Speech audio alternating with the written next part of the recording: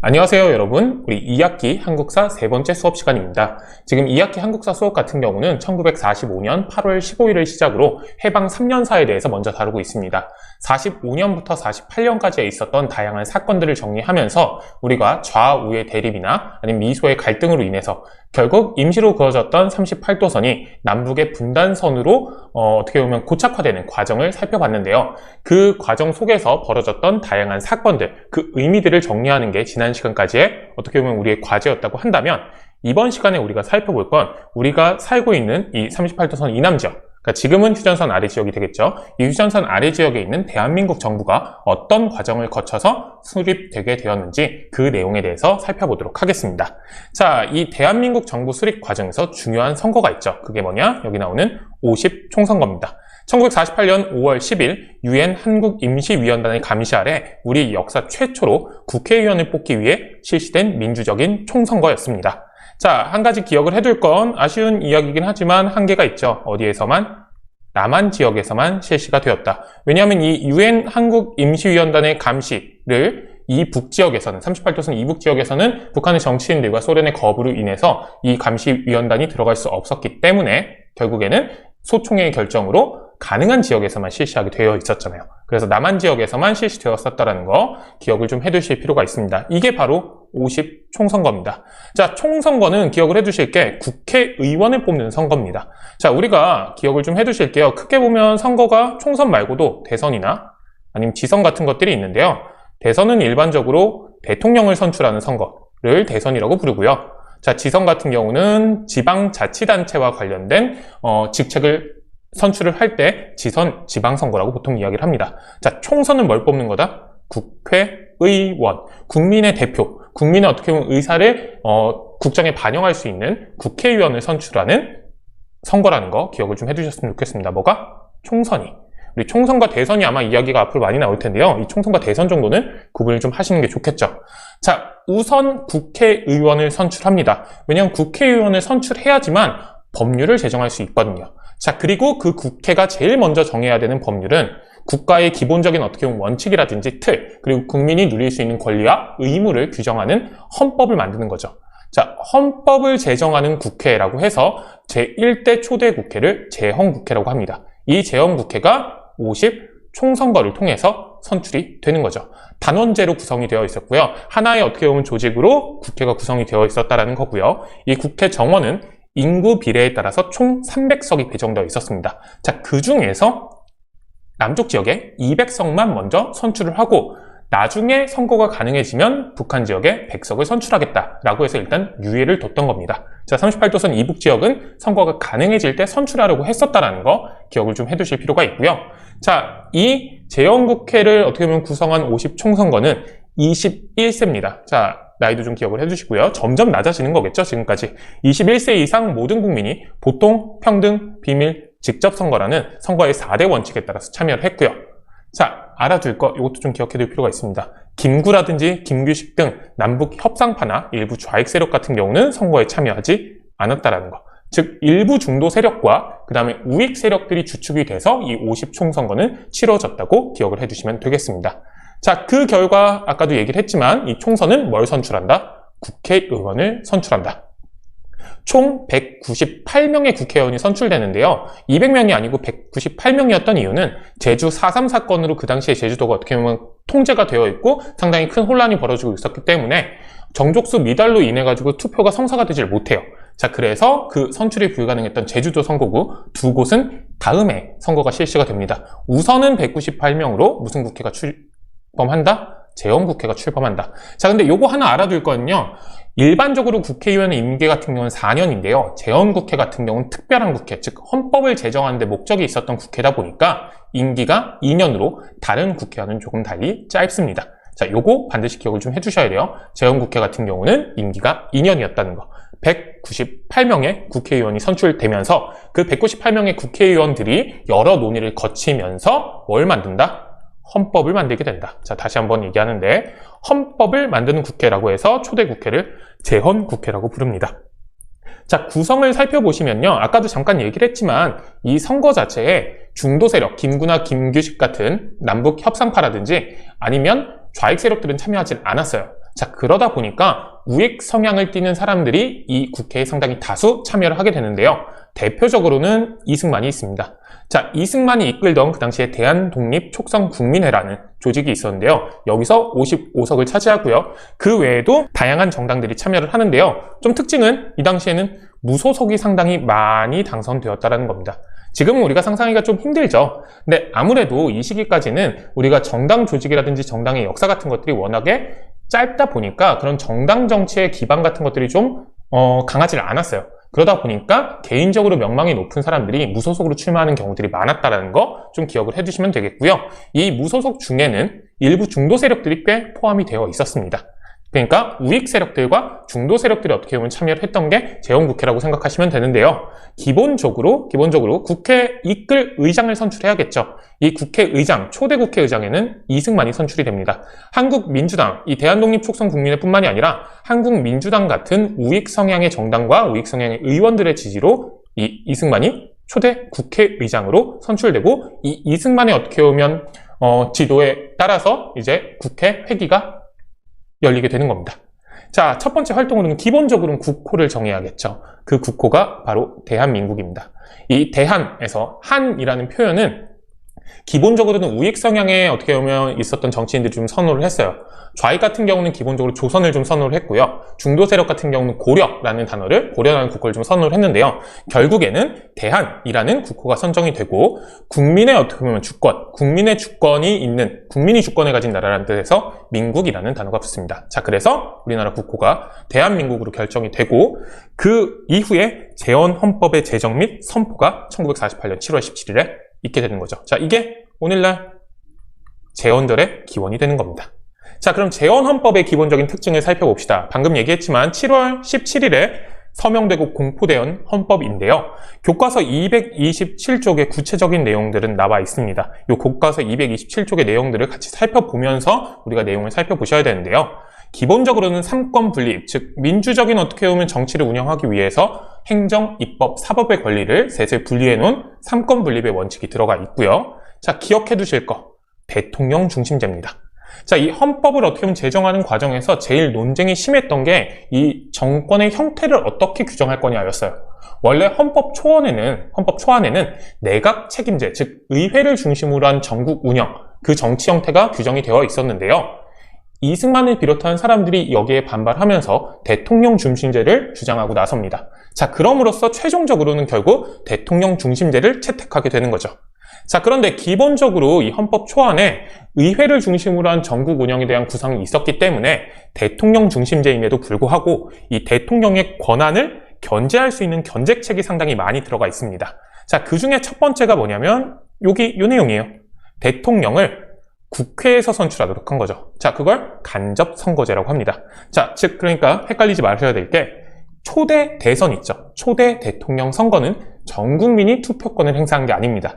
국회에서 국회의원들이 투표권을 행사한 거죠. 자, 이게 어떻게 보면 내각 책임제적 요소가 어느 정도는 반영됐다고도 볼 수 있습니다. 자, 이것뿐만이 아니라 국무총리도 국회의 동의가 있어야지만 임명할 수 있게 해줬는데요. 이것도 어떻게 보면 대통령의 권한을 좀 견제하려는 견제책이었다라는 거, 그걸 조금 기억을 해주실 필요가 있습니다. 자, 이거 외에도 주권이 국민에게 있음을 강조를 했죠. 우리 국호에서도 드러나죠. 민국이라는 호칭에서도 주권이 국민에게 있음을 상당히 강조하고 있고요. 자, 요거 기억해 주셔야 됩니다. 요 두 가지의 내용이 각각 농지개혁 같은 경우는 제 84조, 반민족 행위 처벌과 관련된 내용은 제 101조에 담겨져 있습니다. 자, 이 두 가지는 농지개혁 같은 경우는 농사를 짓는 땅, 이 농지를 어떻게 보면 문제를 해결해야 된다는 그 당시의 열망이 상당히 컸어요. 이 농지개혁의 내용을 헌법에 어떻게 보면 명시를 해놓은 겁니다. 국가의 어떻게 보면 기본적인 기틀을 마련하는 법이기 때문에 여기에 담겨 있으면 당연히 그걸 시행을 해야겠죠. 그 의지를 보여주는 거고요. 마찬가지로 반민족 행위 처벌도 당시에 당연히 제일 큰 사회적인 어떻게 보면 이슈, 문제일 수밖에 없잖아요. 이것도 헌법에 어떻게 보면 수록이 되면서 이 두 가지, 농지개혁과 반민족 행위 처벌이 국회가 이제 구성이 되고 헌법이 만들어진 이후에, 정부가 구성된 이후에 본격적으로 추진되기 시작을 합니다. 이게 헌법에 들어있는 내용이었다는 거 꼭 기억을 해두실 필요가 있습니다. 당시 어떻게 보면 가장 주된 사회 문제가 이 두 가지가 있었구나라는 걸 우리가 예측할 수 있는 거죠. 자, 이렇게 48년 7월 17일에 우리나라의 최초의 헌법인 재헌헌법이 만들어집니다. 자, 그 이후 요거는 좀 기억을 해주실 게 총 9차례 헌법은 개정이 됩니다. 꽤나 많이 바뀐 거죠. 우리가 헌정 역사가 48년부터 시작을 하면 지금 70년이 조금 넘은 건데요. 그 70여 년의 세월 동안 9차례나 개정이 됐다는 건 상당히 많은 개정이 있었다는 겁니다. 왜 그러하냐면 이런 헌법의 개정이라는 게 국민의 어떻게 보면 권리나 의무 이런 것들을 보장해주는 측면에서 개정되었다기보다는 정치 지형이나 권력 구조의 변화와 상당히 밀접한 관련을 맺고 있었기 때문입니다. 자, 그러다 보니까 정치 형세가 어떻게 변화하느냐에 따라서 그거에 맞춰서 헌법이 개정되는 측면들이 있었다는 거죠. 이 헌법의 개정을 중심으로 앞으로 대한민국의 역사를 살펴보게 될 거라는 거 여기서 짐작할 수 있을 겁니다. 여기까지 일단은 헌법 이야기를 해본 거고요. 자, 그 이후에 대한민국 정부가 이제 본격적으로 수립되는 과정 살펴보도록 합시다. 그러니까 대한민국이라는 나라는 나라 이름도 결정이 됐고요. 그 대한민국이라는 나라의 기틀도 마련이 된 거예요. 자, 근데 이 대한민국을 이끌고 나갈 행정부를 구성을 해야겠죠. 자, 그 행정부는 당연히 헌법에 따라서 헌법에 어떻게 보면 맞게 결정을 해야 되는 거예요. 그러니까 헌법이 먼저 만들어지고 그 헌법에 따라서 정부가 구성이 되는 겁니다. 그 정부를 이끄는 대통령을 먼저 뽑아야겠죠. 자, 그래서 그 대통령 선거가 1948년 7월 20일에 실시가 됩니다. 7월 20일에 간접선거로 실시가 되는 거죠. 요거 기억 잘 해둡시다. 아까 헌법의 내용이 그랬었잖아요.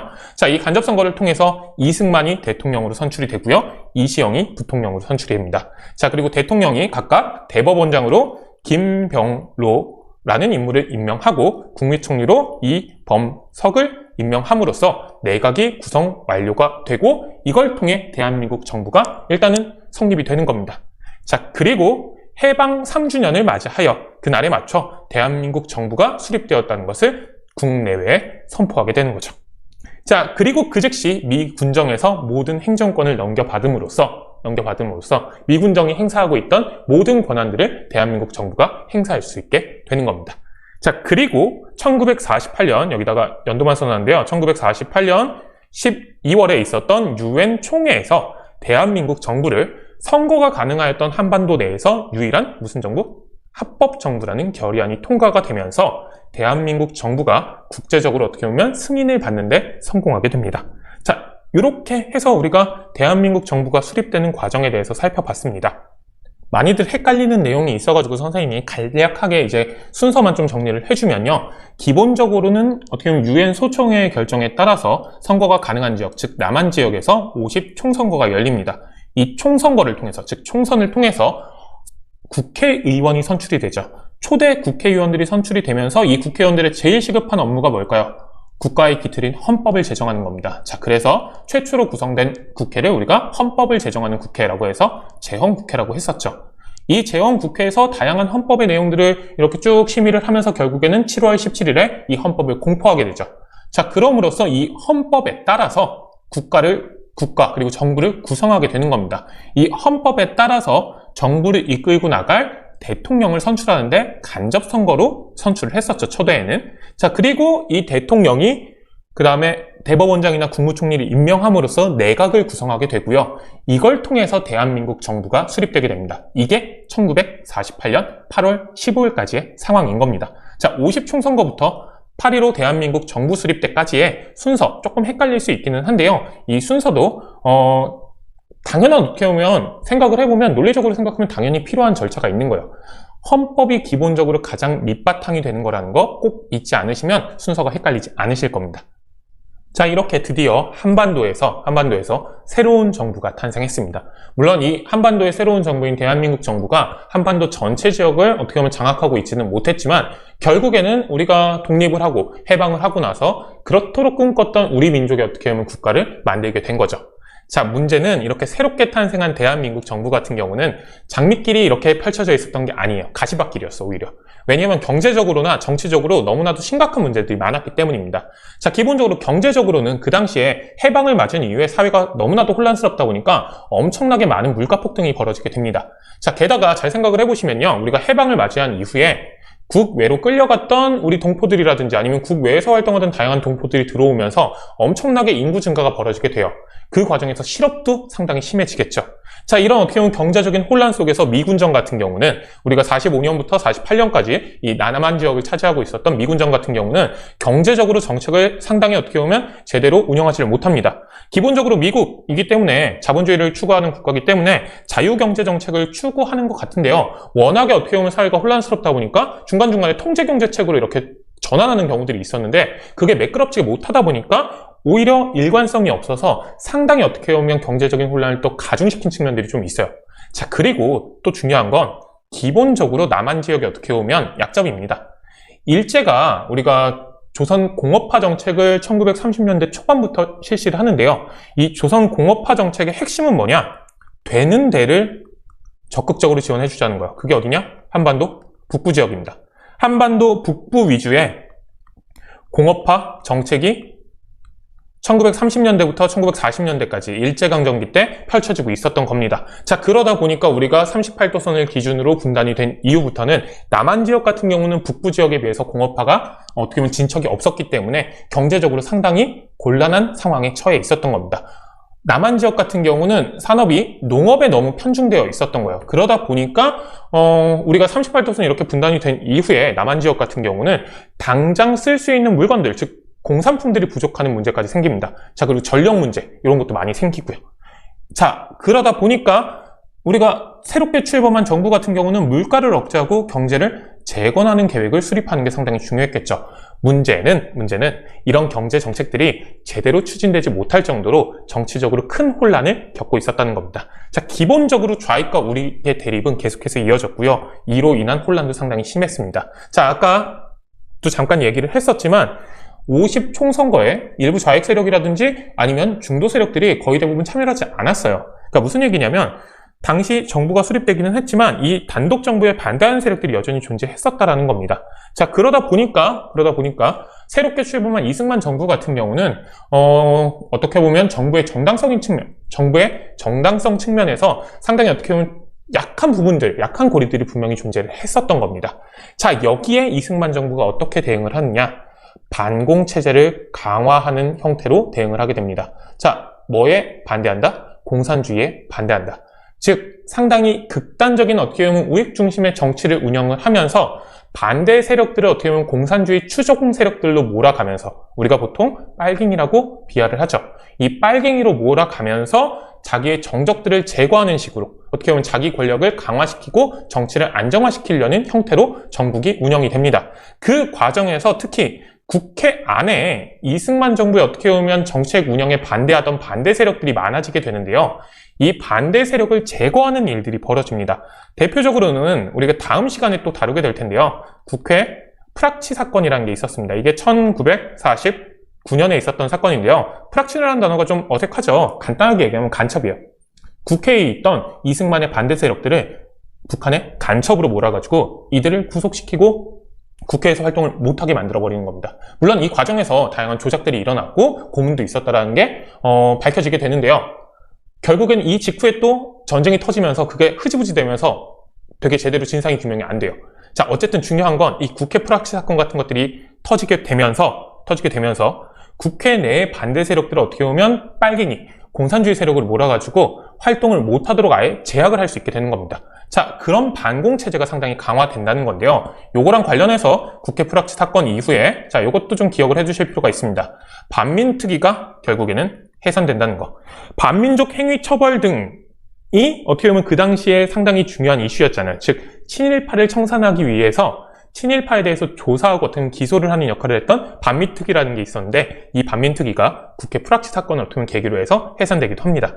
자, 이 국회 안에 반대 세력과 왜 반민특위가 무슨 상관이 있을까라고 생각할 수도 있는데요. 그건 우리가 다음 시간에 좀 구체적으로 살펴보도록 할게요. 자, 우선은 대한민국 정부 초기에 이승만 정부가 중심이 돼서 반공체제를 강화하면서 어떻게 보면 이승만 정부에 반대되는 목소리를 내는 사람들을 좌익이라든지 아니면 공산주의로 매도를 해가지고 탄압하고 어떻게 보면 제거하려는 움직임들이 계속해서 벌어졌다는 거 기억을 좀 해두실 필요가 있고요. 이것과 관련해서 기억할 마지막 내용이 이겁니다. 국가보안법 또는 보안법이라고 불리는 법률이 제정이 되는데요. 이 국가보안법 같은 경우는 밑에 용어 확인에 나와 있습니다. 용어 확인에 보시면요. 북한의 노동당원, 여기 공산당원이라고 되어 있는데 노동당원으로 고치셔야 돼요. 북한의 노동당원과 그 지지자들에게 적용되고 이들의 활동을 동조하거나 찬양 고무하는 자 등에게 적용되는 법률입니다. 여수 순천 11구 사건을 계기로 만들어진 건데요. 일단 목적 자체는 기존에 세워져 있던 우리 대한민국 정부를 수호한다는 측면에서 상당히 필요한 법률이었을 수도 있겠지만 문제는 이게 너무 자의적으로 적용될 수 있는 내용들이 많았다는 거예요. 그러면서 위에 있는 국회 프락치 사건들을 비롯해가지고 이승만 정부에 어떻게 보면 반대를 하는 목소리를 내는 사람들을 탄압하는 데 상당히 활용되기도 합니다. 그게 지금까지도 상당히 문제가 되고 있어서 이 국가보안법 같은 경우는 폐지를 해야 되니 말아야 되니 이런 얘기들이 상당히 많은데요. 그 법률이 이 시기에 제정된다는 거 기억 좀 해두실 필요가 있고요. 자, 그리고 국민보도연맹이라는 것도 조직이 됩니다. 자, 이 국민보도연맹 같은 경우는 1948년 국가보안법이 시행됨에 따라 좌익 전향자라는 건 기존에 어떻게 보면 가지고 있던 이념이나 사상을 버린 사람들이에요. 그러니까 좌익을 포기하고 우측으로 어떻게 보면 돌아온 사람들이라는 뜻이겠죠. 이 좌익 전향자라는 표현은 이 좌익 전향자를 관리하기 위해서 정부가 단체를 아예 조직을 합니다.